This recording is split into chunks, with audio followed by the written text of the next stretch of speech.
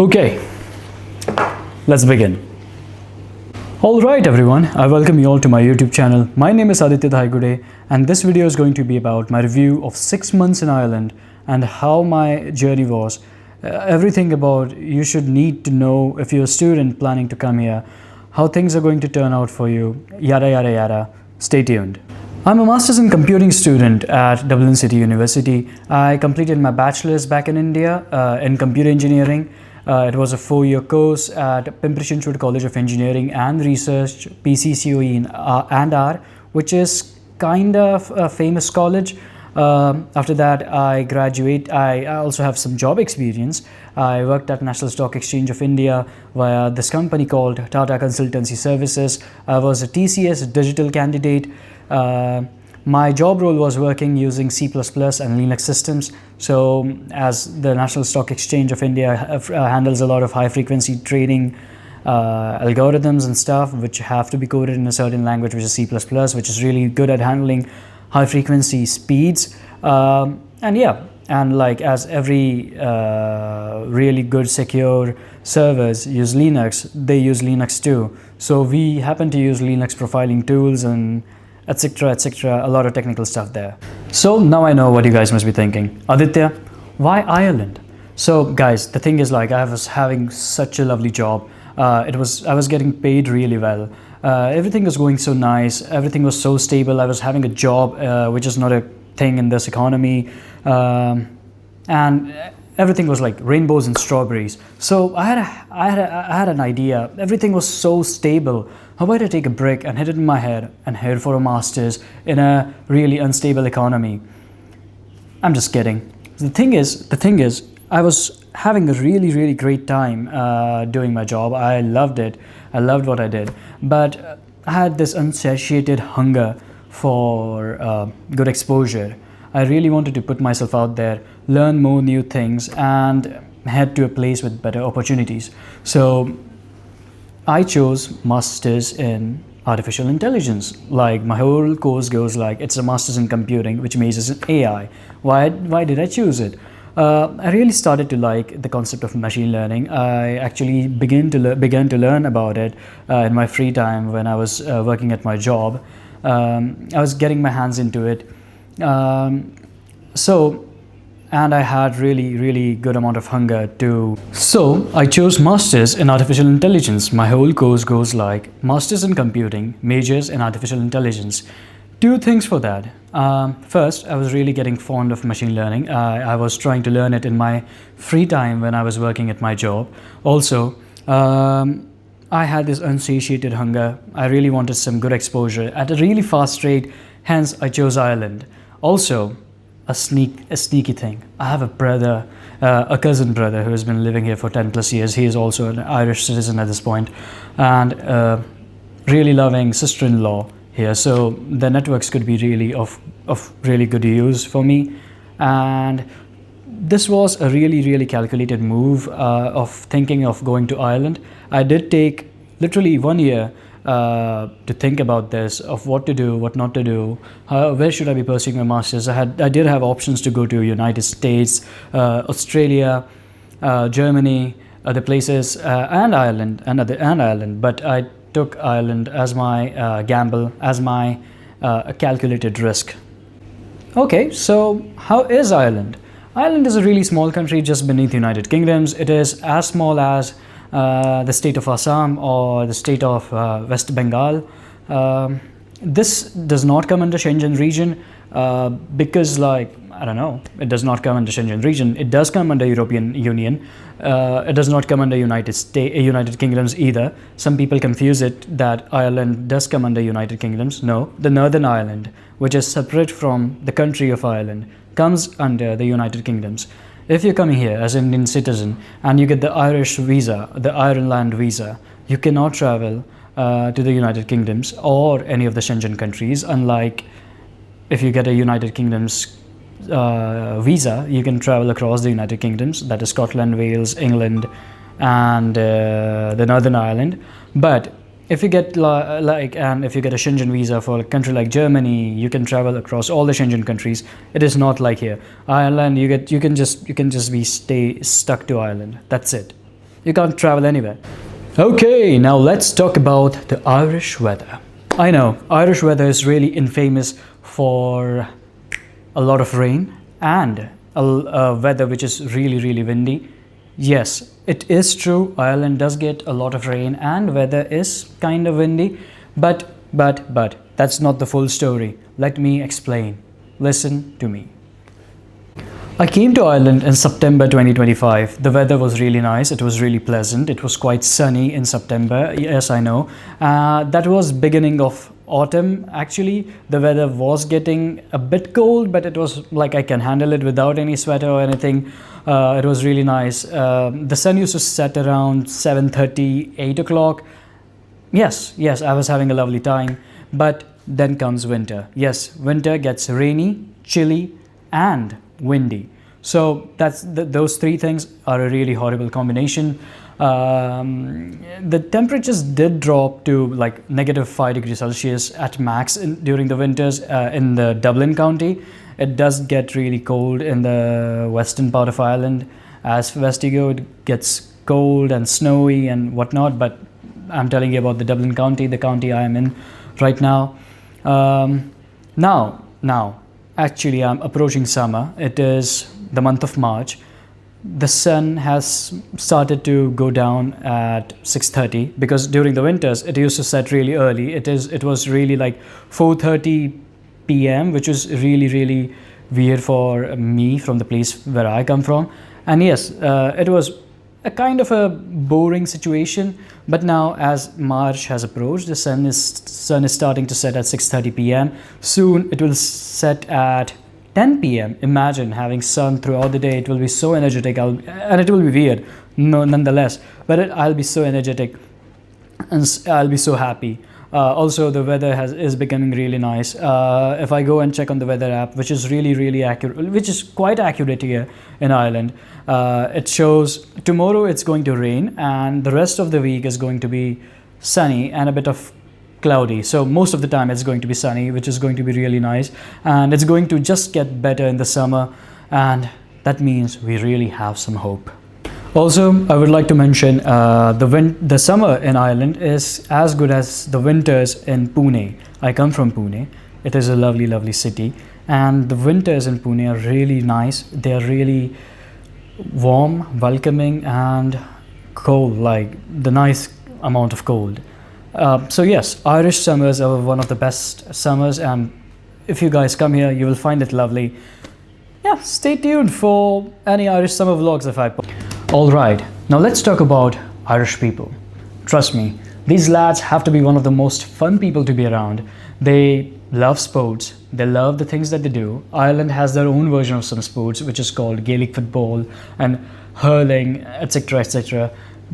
The Irish folks love the pubs, like they love banter, and they're really outspoken and they're really friendly. You have to be one of the most friendliest people I've ever met. It's really easy to go and talk to them. You can just go up to an Irishman and ask him what's the crack, and yeah, he will be your just best friend out of nowhere in a pub. They have to be one of the most friendly people I've been around. And trust me, we somehow share a bit of common history with them, because like the Indians and the Irish people had the same fucking colonizers, you know. So yeah, they kind of feel us. Also, they like Guinness, and you know what they say, if you like your coffee, which I do, you must also like Guinness, because that's a concept I came up with, because people who usually like their coffee, they also happen to like Guinness. Hence, I would recommend you to try it if you want to. Now let's talk about racism. Now first things first, let me get this thing out of your head. If you guys think Ireland is a racist country, that is not the case. The people of Ireland themselves have been victims of racism for hundreds of years by the Brits. As I told you, we share the same colonizers. But I know what you guys must be thinking. Aditya, I've seen this reel. Aditya, I've seen that reel. Aditya, I've read this in news. Yes, you guys are right. The so-called racist attacks which did happen actually, but they are usually done by the people whom I like to call homeless pricks, who are living off of government schemes and are doing nothing well in their life. The thing is that racist attacks usually do happen. If they happen due to not due to your skin color. They happen due to the fact that you guys are doing really well than them at life, at the game of life. Remember that you guys are doing better. That is the only reason the racist attacks happen. I know few of my friends on whom these racist attacks did happen. The first thing they did is to complain the college authority and the Garda. By Garda I mean the police. The police here is called Garda. They complained to them, and they did took some serious measures against the people who did it. Yes, that's all. That's all I have to say about racism in Ireland. I'm not an expert myself to talk about this, but yes, the Irish government is taking some good measures to prevent this from happening ever. Believe me. Alright, now let's discuss how my course is. My course is quite taxing, it is quite busy, and it is having constant assignments, constant tests, and constant projects. Everything is tied to a deadline, a strict deadline, which I cannot miss. If I miss, it's a straight up zero. Okay? The thing is, the course here is quite practical based, which is not the same case in India. It's quite theoretical back in India. The professors here are actually good at what they do, but thing is, I can't say one of the things that they're good at is teaching. Not all the professors are really good at teaching. Some of them just show up, read through the slides and leave. But some of the professors are really nice. For example, my supervisor, who's my final year project supervisor, Andrew McKerran. He's one of the finest supervisors. He's one of the finest professors I've ever seen in my life. He's also the head of computing department of my college. He really goes out of his way to teach and to explain the ways everything is. And his course is really structured. Many of the courses here are really structured.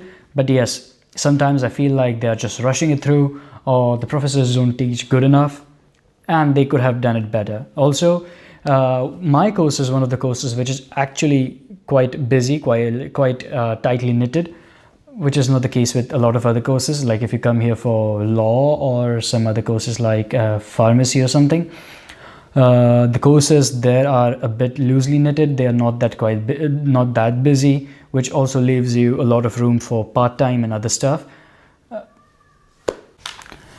Okay, as far as my university life goes, it is really nice. The Dublin City University is really happening. We also have, like, every week of our university is a themed week.